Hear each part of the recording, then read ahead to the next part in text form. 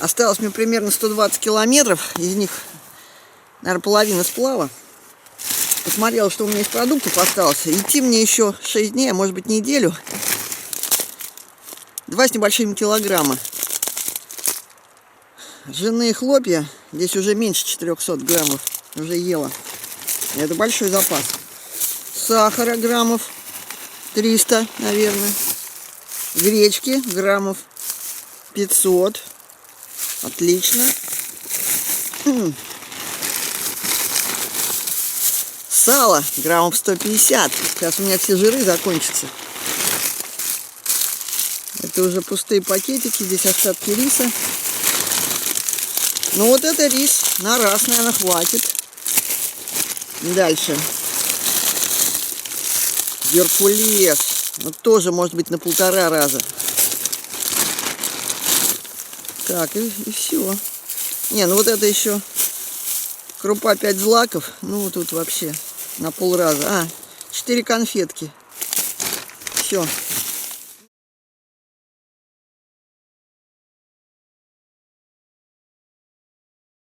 Еще не все. Все из основного. Сухари. Как я их экономила. Но здесь уже меньше полкило. Но еще есть. Сухое молоко, но этого, наверное, мне уже не хватит на утреннее кофе. Ну, немножко кофе, немножко чая. Достаточно соли. Дали мне рыбаки. Масла очень мало осталось. Это топленое и сливочное. А это подсолнечное.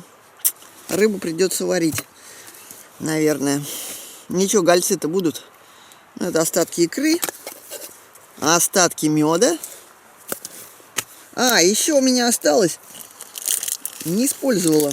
Сейчас буду пробовать. 180 граммов здесь было. Яичного порошка. Что-нибудь я с ним сделаю. Вот такие у меня запасы. Надеюсь, этого хватит. И самое главное, вот. У меня остался НЗшный, практически, победный шоколад. С ним я точно дойду до мыса Дежнева. Стою у ручья, и этот ручей весь зарос кустами, да такими высокими. Это настоящий стланник.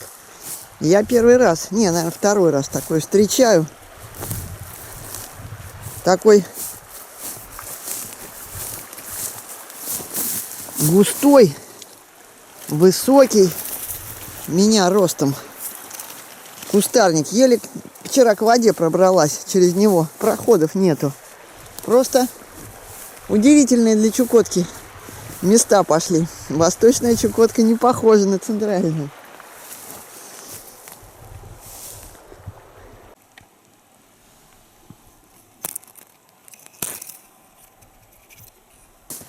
Какая красота идти по обычной горной тундре.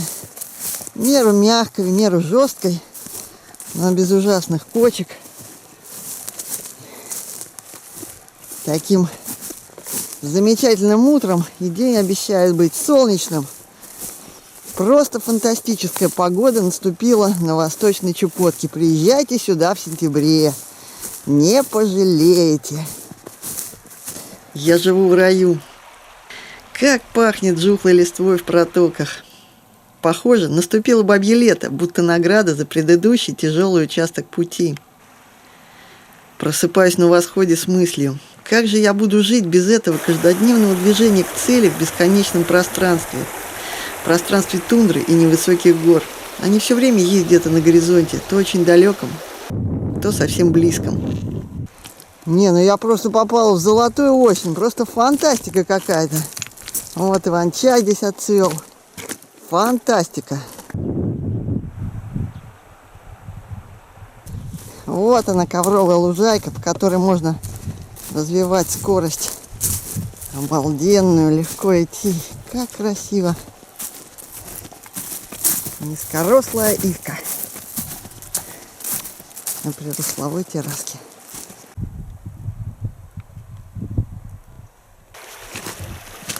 Путь к перевалу Поручила тоже очень хороший. Перевал приближается.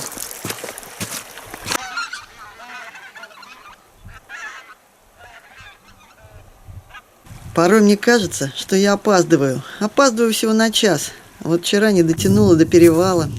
Да, снег здесь еще местами лежит, не растаянный.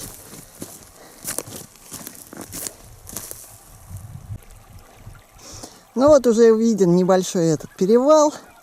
Это такой низкий перегибчик склона. Тот хребет, где та гора, где уже снежник, это уже за перевалом. Здесь тоже есть гуси, это здорово.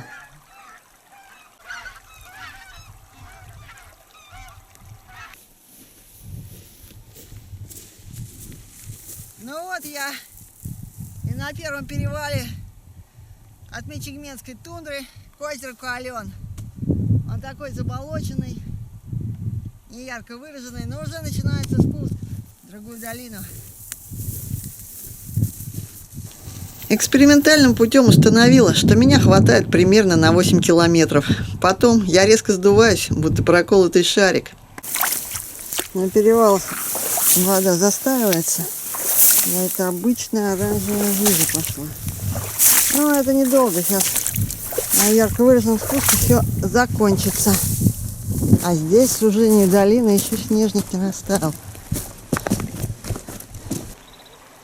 Я то бегу, то вдруг накатывает страшная усталость, ноги заплетаются. Я понимаю, что надо есть, но особо не разгуляешься.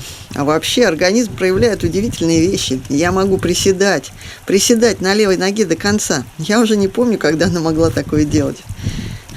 Я вообще забыла про свою травмированную, оперированную левую ногу. Только вот последние дни ударная нагрузка по кочкам ее немного подкосила. Вот вам паркет после снежника. И вот даже бревна тут принесло.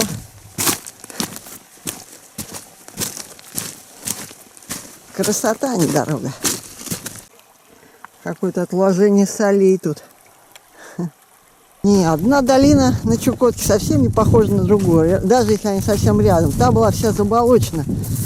Узкий ручей с кустами. А здесь ширь, вездеходная дорога, сушь и твердь. Ну просто фантастика.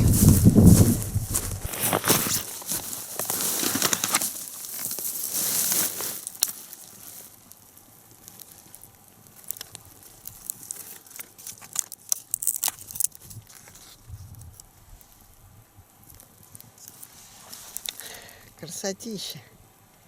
И вот мне открывается главный гребень хребта Гынканы. Здесь у меня будет перевал уже чуть повыше. Надеюсь, сегодня под него подберусь.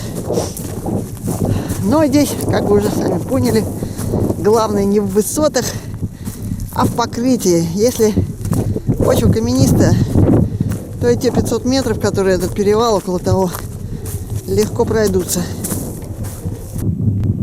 А там вдали, километрах 40 отсюда, на берегу Мичигменской губы, лежит поселок Лорино. Не пришлось мне, слава богу, заходить туда за продуктами. Сэкономила, и люди попались на пути, которые дали мне небольшой запас. Вот мне за первую горку, длинную такую пологую, а на Илык. Справа я огибаю, и влево уходит туда распадок на мой перевал. Его не видно, конечно, за хребтиком, за этой горушкой. После обеда состояние все могу, даже горы свернуть. Одинокий куст, сохранившийся.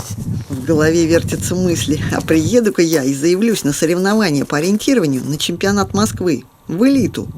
И ведь выиграю, на мастера выбегу. А тут мне прям ковровую дорожку выстелили. Да, путь к мысу Бежнева тернист, но местами весьма приятен. Но проходит 8 километров. На склоне начинаются заболоченные кочки, и меня резко накрывает усталость. Снова разбиваю лагерь раньше намеченного места. Приближаюсь ко второму перевалу к озеру Куален. Перевал Капрагыдгын. Там озеро. О, приближаюсь к озеру Капрагыдгын. За ним одноименный перевал.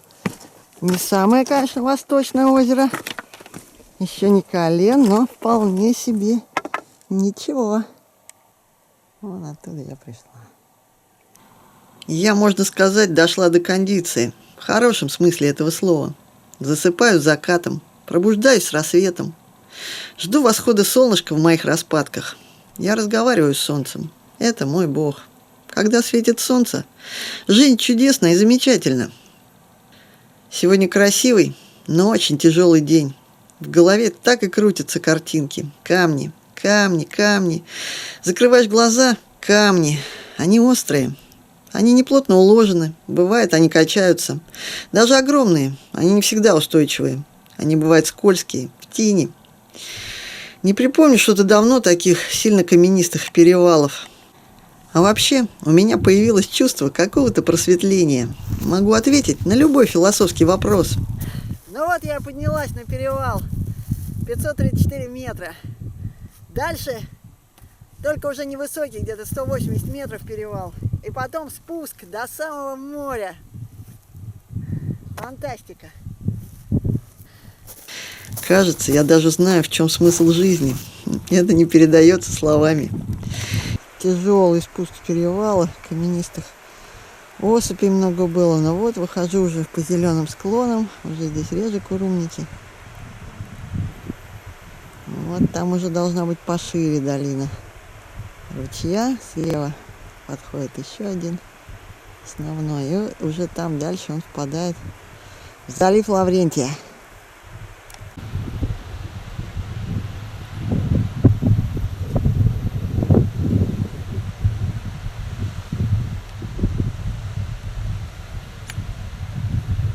Пищуха. В общем, сегодня я очень утомилась и на спуске с перевала без сознанки потеряла набалдашник на палке для укрепления штатива. Да, голова порой плыла, резко наступало полное отсутствие энергии. Помню, как автоматически запихала в себя последние сухари, запивая их водой из ручья. Жевала и не могла остановиться. Я делала это гораздо раньше намеченной точки привала, потому что иначе было просто невозможно. Ничего, на сплав я сберегла 2 пачки Ролтонов. Я так далеко запрятала их, что даже забыла учесть при последней инвентаризации продовольствия. Как я буду их есть сухой на сплаве? Помню, как я лежала на жесткой щетке мелких кустарничков, когда вышла с перевала на тундру, на границу зоны камней. Как лежала, дышала и ликовала. Впереди жизнь, зеленые склоны и лишь редкие полосы камней. И можно шагать, просто спокойно шагать, убрав палку под мышку. Стою в удивительной, будто парковой местности. Здесь вот рядом протока, хорошая терраска ровная. Но с утра скрыл меня туман и не видно гор. А ночью показали северное сияние. 11 сентября, Восточная Чукотка. Приезжайте.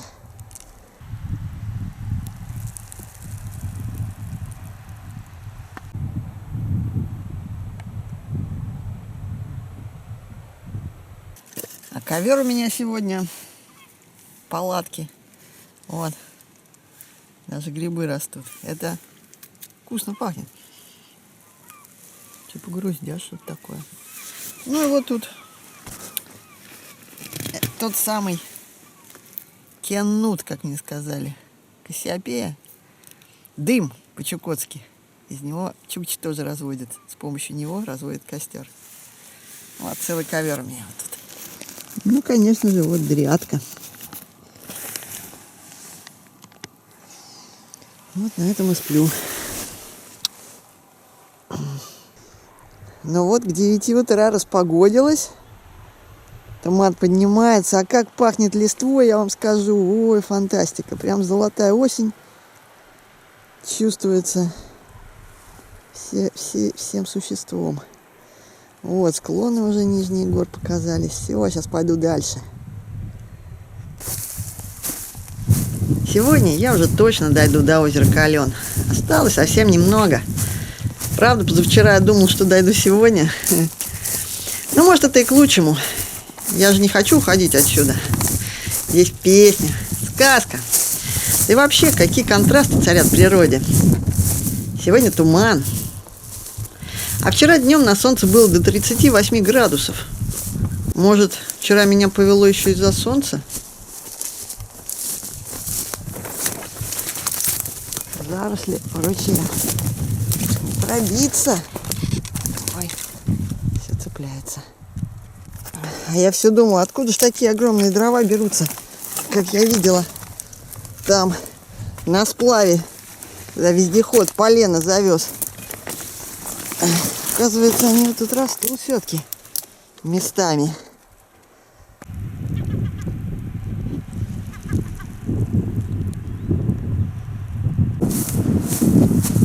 А вот открываются подходы к заключительному моему перевалу на маршруте к озеру Кален, перевал Эрычевый Таран. Вон туда влево распадок. Сейчас пойдет мой путь. Облака поднимаются.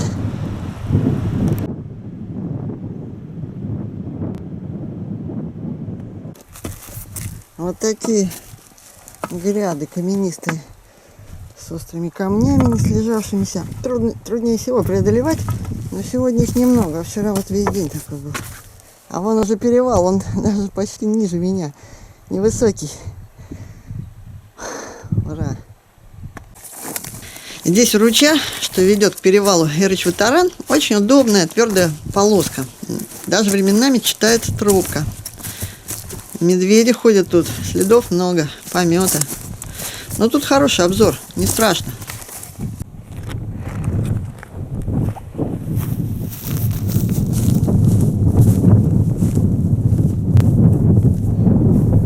Ну вот я на перевале Эрычевый Таран.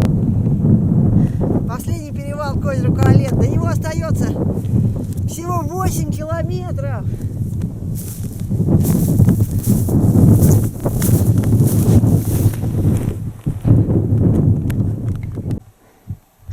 Очень близко здесь начинаются кусты на ручье. Сейчас чуть подспущусь и обедать.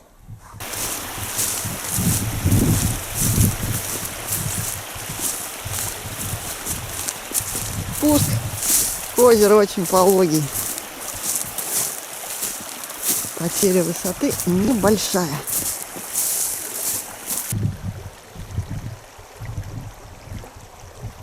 Ну вот и первый мишка, а то все иду по следам, а их не вижу.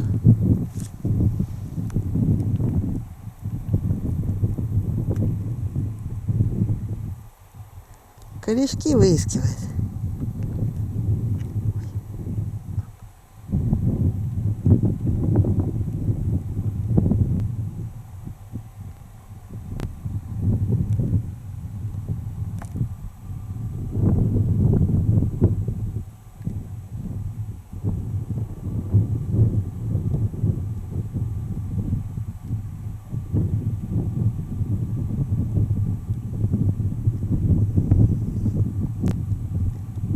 Ягодки кушает.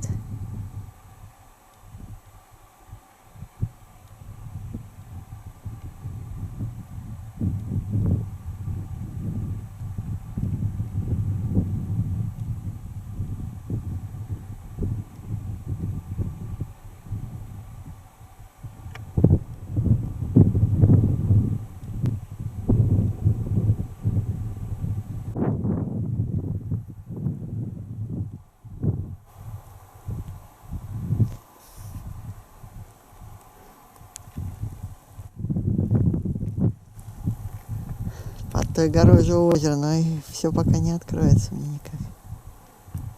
Была уверена, что до озера дойду уже быстро. Точно успею до заката, ведь уже рядом.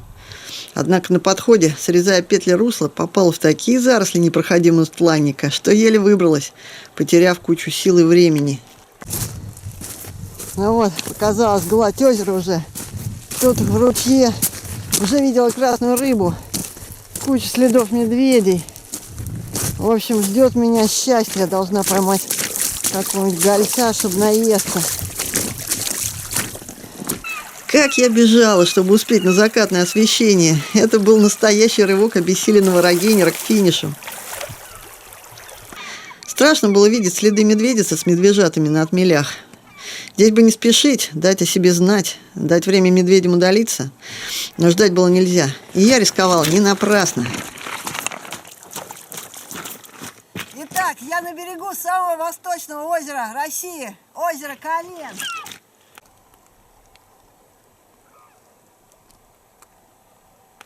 Чукотский Байкал, так же как и Байкал, это разлом в земной коре.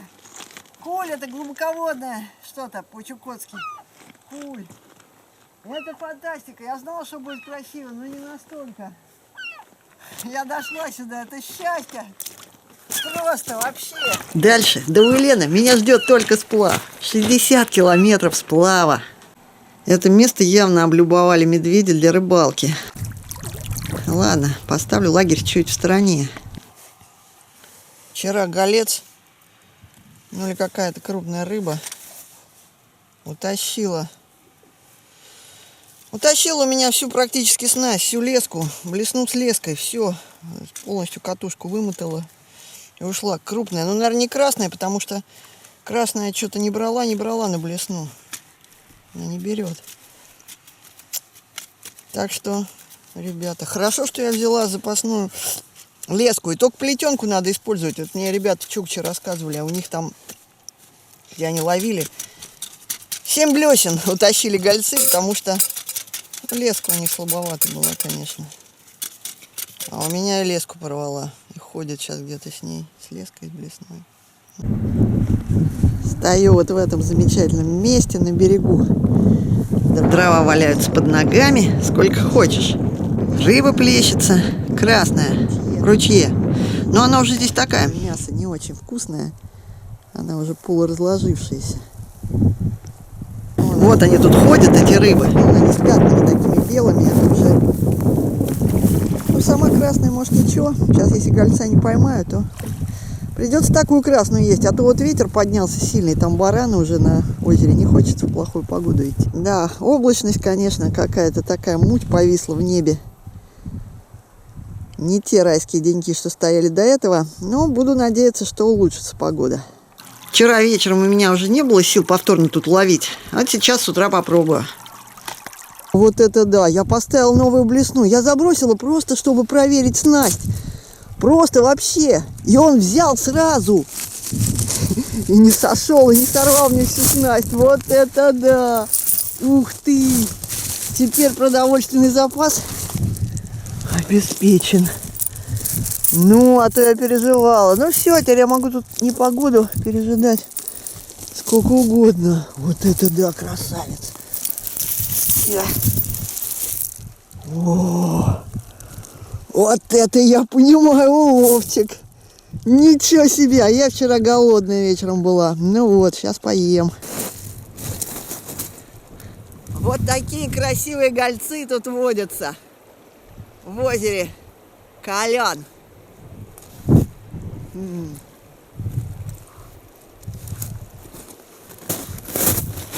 Ну вот тут за моей палаткой старый балок какой-то, я к нему даже не ходила. Вот сейчас иду с добычей домой, можно сказать.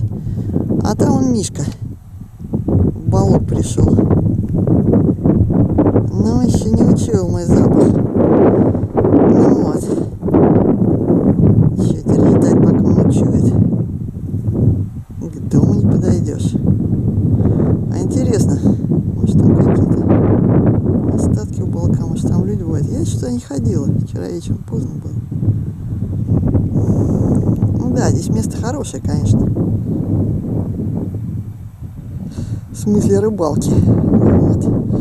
Подожду немножко, может костерок сейчас разведу тут. Ну вот я подошла поближе, он меня пока не чует. Здесь дрова есть, сейчас разведу костер, похоже. Пока он не поймет, что место занято. Медведь, тут человек, место занято. Увидел, похоже. Занято место, дружище, ищи другое.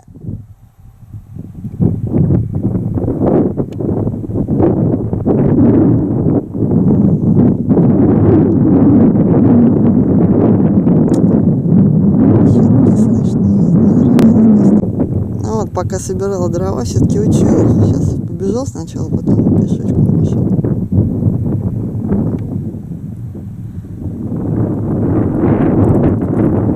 Как хорошо, что все-таки что они боятся человеческого запаха.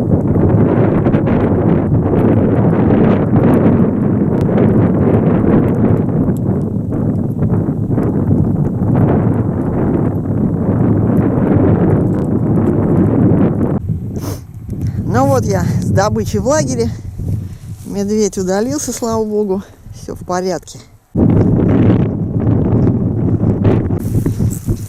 Вот так продовольственный вопрос решается с одного заброса.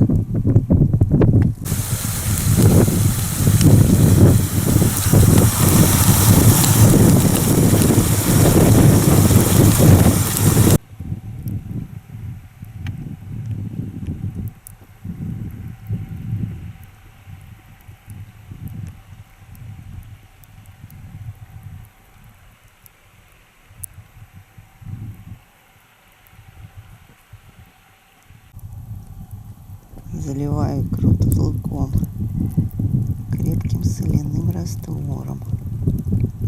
Сейчас помешаем. Ну вот новое применение для печки-щепочницы нашла. Так как у меня скоро не останется соли, я тузлук израсходованный, использованный, буду потом использовать как соль. Ну, думала через бинт процеживать, но вот у меня кусочки органзы для заплаток я взяла. Вот через них сейчас попробую. Так, сейчас буду туда икру высыпать.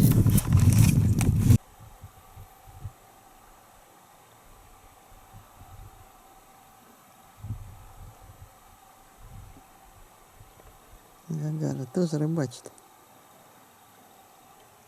На том же месте, где я ловлю.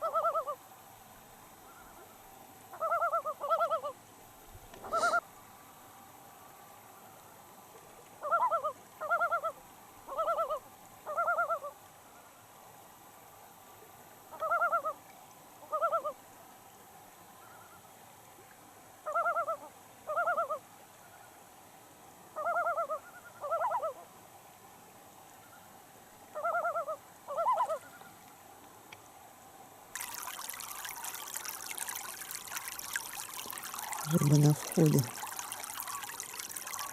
Красная. Тоже стайки. Да, сейчас даже трудно представить, как вчера я переживала за то, что рыба, взявшая на первый же заброс, утащила всю снасть.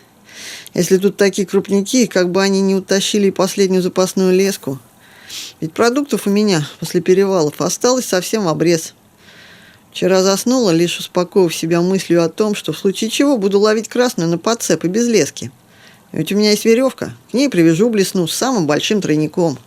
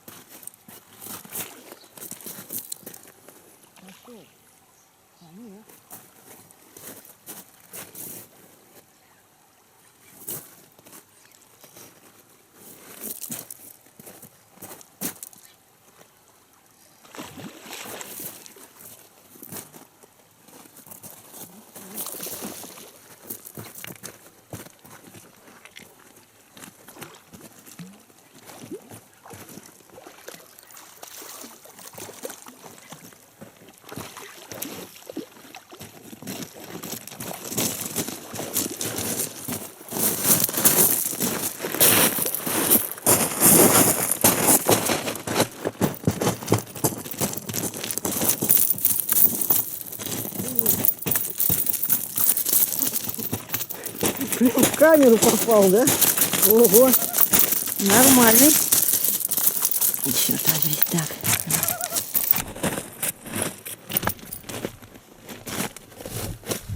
Ну вот это трофей. Я его выводила. Не знаю сколько. Ой, ну я одного вот такого еще ни разу не ловила. Вот это да! Офигеть! Он весит, наверное, килограмм 7. Может 6 точно. Ну теперь мне хватит все на всю дорогу. Обалдеть! А вот это, да, это маленькая поймалась. Но икряная, красненькая. А это самец, наверное. Вот такие гольцы. Спасибо вам, кормите меня. Как бы я без вас выжила. С утра сегодня хорошая погода, солнышко, можно отправляться дальше. Но так не хочется покидать это место. Впереди еще минимум 3 дня сплава. Если вдруг нагрянет непогода при выходе в лагуну рядом с Уэленом, будет нелегко. Может, не стоит искушать судьбу и быстрее трогаться по попутному ветерку, по глади Алена? Но разве я могу удержаться от соблазна? В такую замечательную погоду я решила сначала подняться на обзорную точку над озером. Вон внизу избушка и моя палаточка чуть правее. Уже со склона такие виды. Обалдеть. Несмотря на хорошую погоду, в душе у меня царит некоторое чувство тревоги. Из Эквикенота месяц назад я передала, что контрольный срок моего выхода может отодвинуться. Но вдруг меня все-таки ждут к 15 сентября. А сегодня 13. Вот уже открываются виды.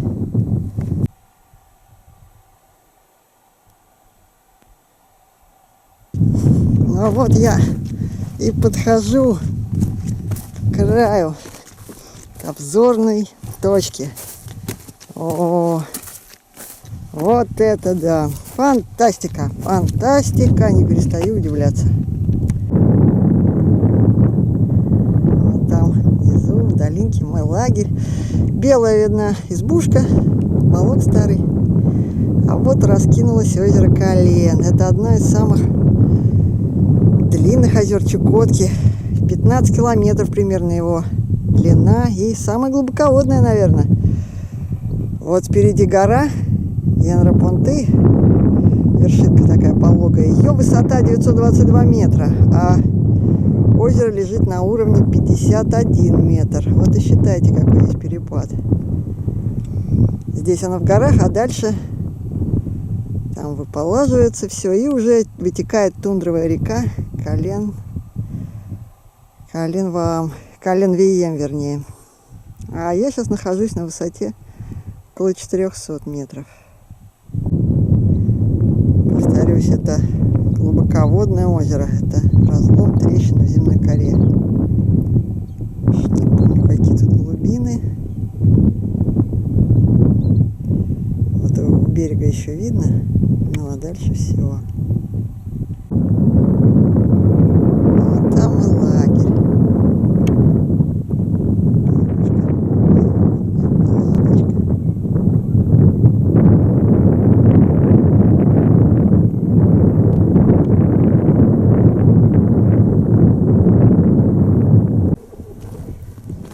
Чувствую себя просто птицей и удивляюсь, почему сюда не приходят или не прилетают на вертолетах люди. Здесь такая красота.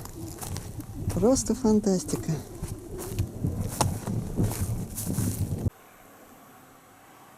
А снежники в распадках еще не растаяли.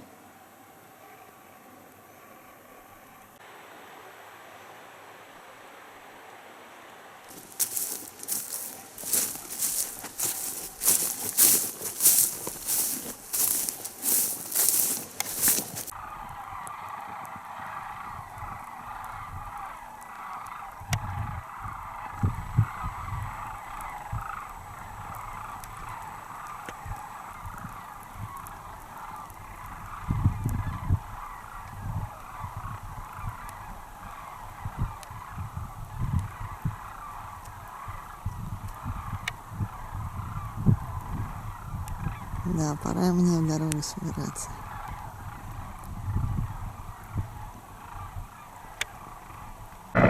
А вообще-то все как в сказке. Только подумал про вертолет, так он летит сюда. Офигеть. А я только что поймала такого крупника. Решила одну рыбку еще про запас взять. И такой крупняк взял. Вообще. Офигеть. Офигеть. Вот это мой крупный улов. Никогда в жизни такого. И тоже одна вытащила. Вот. Офигеть. Люди.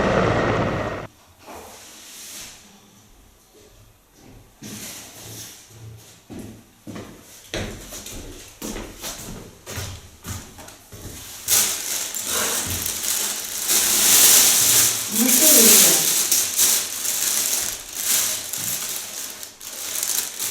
вот такой удалец, но не из-за него меня сняли с маршрута. Пока мне не дали завершить маршрут, потому что некий путешественник Сергей Лекарь незаконно пересел государственную границу, обманув погранцов.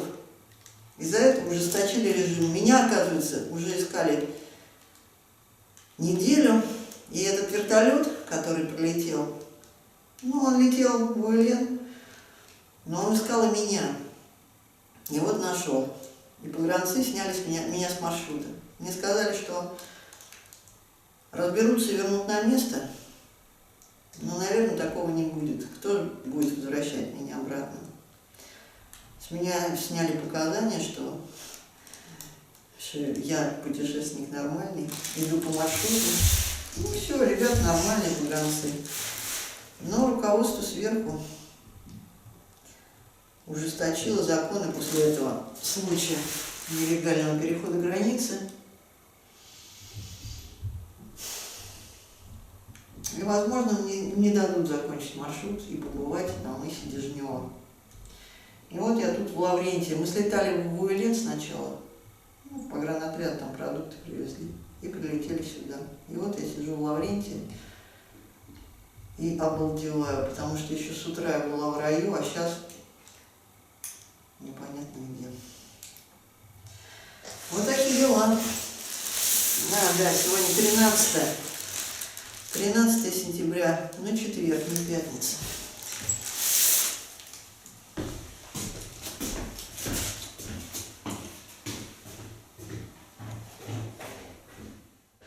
Не думай о секундах свысока, наступит время, сам поймешь, наверное. Свистят они, как пули у виска. Мгновения, мгновения, мгновения.